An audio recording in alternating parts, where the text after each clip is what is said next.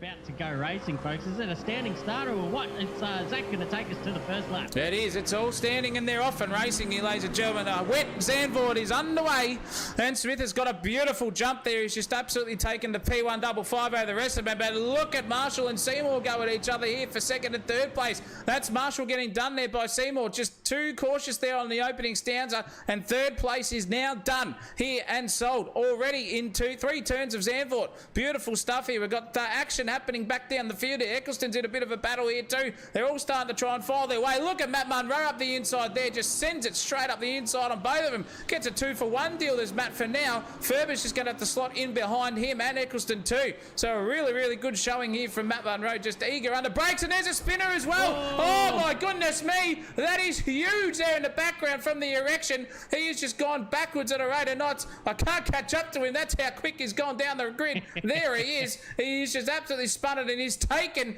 poor old Brett Smith with him too. Had a beautiful qualifying session, and he's looped it again. Oh my goodness me. Dead set fair dinkum in the old department there, Christopher Munro. Cold wet tyres out there. It's one of those races. You can see the spray, you can see the puddles on the track, and you just think, oh boy, it looks fun, but absolutely dead set crazy. Look at this. It's Cookie up the inside of Munro, getting the job done, and Munro just has to yield. And they're going 2 by 2 behind him as well. It's all happening here on the first lap. You can see the puddles getting around here on board in the M4 GT3 car, the BMW style. They're pretty good and pretty handy in the wet.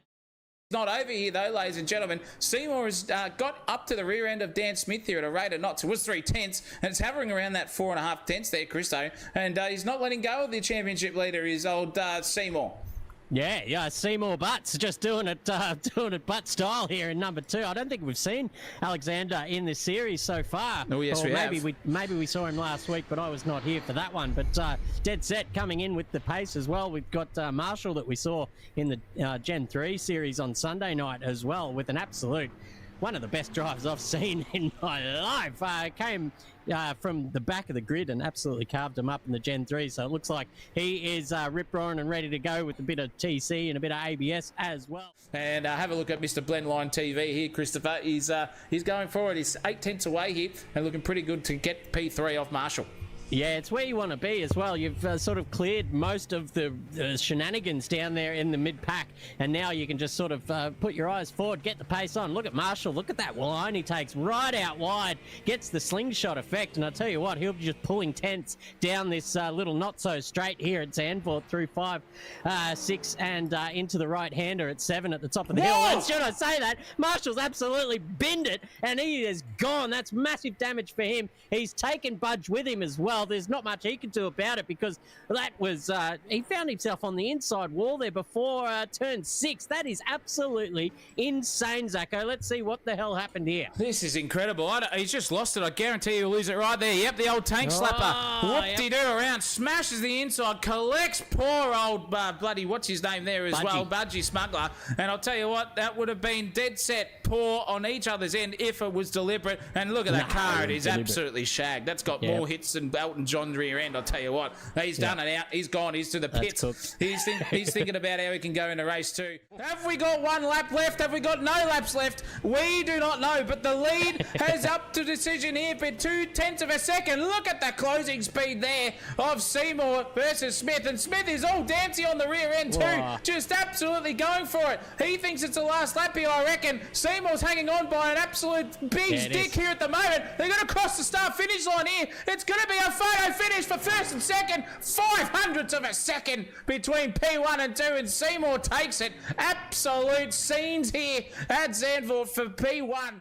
Of this race coming our way is 30 minutes of action. The lights are up and it's about ready to go. Is he going to get a good jump here, is Seymour? We'll find out right now, because it is green, and it's a dead set mare there, because Dan Smith has just gone, thank you very much, mother, for the rabbits. I'm going to take that P1 already into turn 1, leading by 2 cars. The old Brazilian Barnstorm has just come through as well into P2. He's fighting it off now with Seymour, who's just had an absolute mare, but he's fighting back there. We've got Williams in the background too, coming all through at each other at the foreground. foreground as well. We've got Eccleston in the middle of this. We've got Matt Munro there too. Weston's involved. All of them trying to get through 4 or 5 cars into turn 4. Get absolutely stuffed. They're absolutely having a mare here at the moment. So look at this battle attack here at the moment. Speaking of that, Jack Attack's just gone bang. Ferber's just said, thank you very much. I'm off into the bunda, and I'm going to go backwards at a rate of knots here for an old riser. Not too happy there. Oh, no, he's been turned around, half turned around, and he's got collected into Munro, but he's absolute mare, and now he's in the middle of the circuit in the worst possible position. Holy cow, he got out of that one relatively unscathed, but that has just been a miracle as they came through. Let's go back to where it's all happening here. We've got Archie White there. Cairns is involved. Marshall's involved there too. The Copper's coming back into it and just sending the Law straight up the inside. Says, thank you very much. I'll take that one. Cracking opening lap there from the boys. Oh, there goes Munro. He's just turned it, and he's absolutely spun around, and now he's going down through the order. He's lost his rear wing. Oh, he's lost his boot. Eccleston! And there goes Eccleston, just giving him a little bit of a, hello, mate, how you going? Can I join you at the bar? That is not ideal for Munro. He's going to have to get that damage fixed, and that's his night pretty much stuffed. Yeah, that's done for him. Let's have a look and see what happened to him. He's come through. Oh, he's just gone too hot into turn 3, smacked it into the wall, and then Eccleston's come around to the rate of knots too, and just seen him coming, wacko, smash, absolute bang. Eccleston's had enough. He's DNF'd out of that one too. Munro's going to have to come back to the pits, as his brother said here on screen, but that is not the place to be here at Zandvoort. But Budgie Smuggler here is all over the back end of Williams once again. So Luke Williams is under all sorts. In fact, it's the other way around. It's Budgie Smuggler is getting hounded by Marshall. He's up the inside and just said, that is easy as taking candy from a baby. I'll have P7 off you, mate, and thank you very much. He goes, nearly tank slapped himself there. Yeah. That was dead set. And also again there from the Budgie Smuggler. So Marshall and Budge just absolutely sending it and wagging their tails at each other, giving themselves the old, yep, I'm here, son, and they're going for it. And they're still trying to fight it out. In fact, Ferber's just had an absolute mare himself. He's gone off the track there and lost the position to Hamilton in the meantime too. So he's getting sucked off left, right, and centre here at this stage. It's all happening, ladies and gentlemen. Ferby's in the mare. He could have been up there for sure. And now Seymour is there too. And there in front of them, is that Hamilton just holding them up? I think it is. Look up the inside goes Seymour. He just said, thank you, I'll take that one. Had an absolute mare, did Seymour. He's come back out in P13 here. And now he's fighting to get himself back up into the top 10 because Smith at the moment is charging away 17 seconds, Chris. Yeah, dead set. Look at this in the Ferrari, just waggling its tail onto the... Oh, no, a little bit of contact there as well. Hamilton might just have to yield, but he just sends it around the outside. Beautiful driving there, sending it fat too. Ferber just sitting here watching this battle in tail. And I'll tell you what, Seymour, wow. Very aggressive there, down into turns 11. Nick Green, goodness gracious me. Unless that happened to him earlier, I'm trying to find the goddamn thing. There it is. Is this the same one? Well, I'm not too sure. No, this will be a different one. Oh, no, it will be the same one, will it? No, it is different. So he's looped it again. Oh, my goodness, and got collected there too. Bumper off the Porsche and collected 3 times. Oh, no, 3 times in one corner, and he's dead set as cross-eyed as what's his name? Chris, what was that guy's name? Marshall, however, in 3rd place here is right on the back of the chef because Coelho has had a mare in P2. Yeah, what's happened? I'll have to see what happened to him. I can't find him. Let's see what happened to Coelho. You keep talking to Chris. I'll come back to you. Look at this Marshall around the outside trying that wet line, but the cook in the Porsche just trying to hold fat. But the closing speed now of Marshall, as we've seen here, he's going to have the outside line 4, 11 and 12. If you could just stick it fat around the outside, hold that there. But Cook goes for the block pass. Oh, the block defense, should I say, keeping it on the apex. That's your best form of defense in these kind of conditions as well. Just sit it there, but look at the acceleration there from Marshall. He's going to have the, oh no, he's just locked him up. Little bit of a compression lock on the way in, and that is all Cook now. P2, thank you very much. 10 laps to go, mind you, so if he can keep that going, it'll be him. But here's Vince Coelho coming out of, where is he? That's turn 3.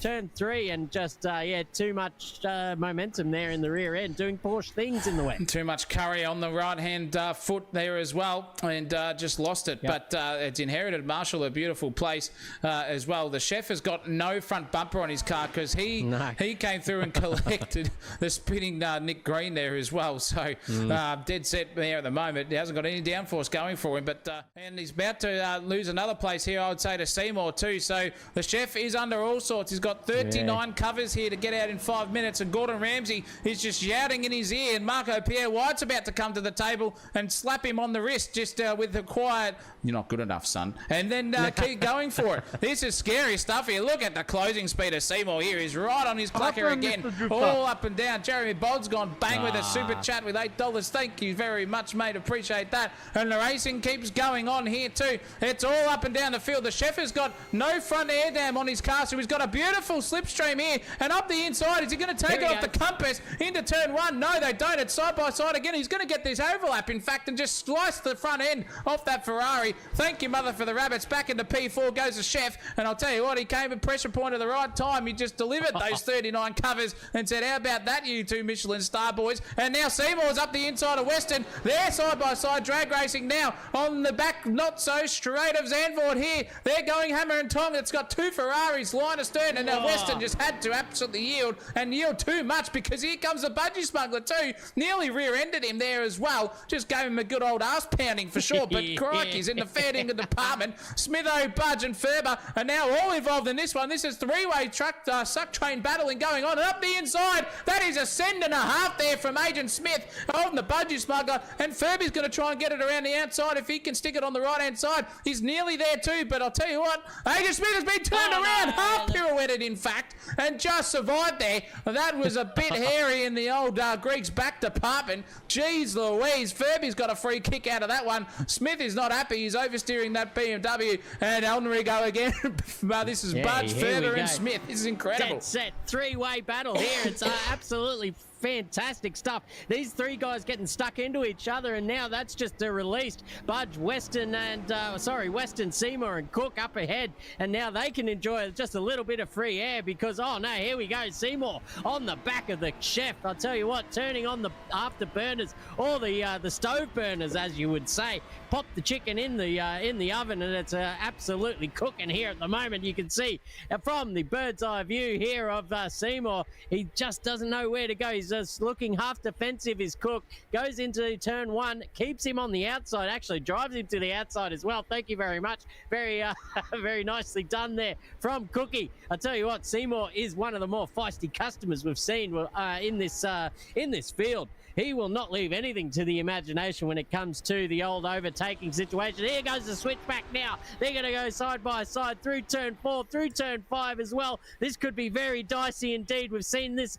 as more or less a single file section of the circuit, and now Cook just has to yield, because Seymour was not leaving that one up to anyone but himself. He goes through into turn 7 and up into P4 as well. Marshall's just crossed the line for P2. Very, very well done for him. He'd be stoked about that. Seymour, with the absolute fight back of his life, comes back into P3. Happy days for him. Weston still got a little bit of a track to go. He's got two corners. Just sends it into really, really wide there. This is going to be on like Donkey Kong. Oh, Smith checked himself up there at the final momentum, and I don't think that's going to help him at all. Weston just survives, but at the moment, it's going to be a barnstormer, because Furby's coming at a rate of knots too. This is the final cross the line. The difference is only a tenth and a half. Oh my goodness me, what an absolute final battle stanza there from these two. They were the chockies. They were just in front there of Dan Smith, so they had another lap to do it.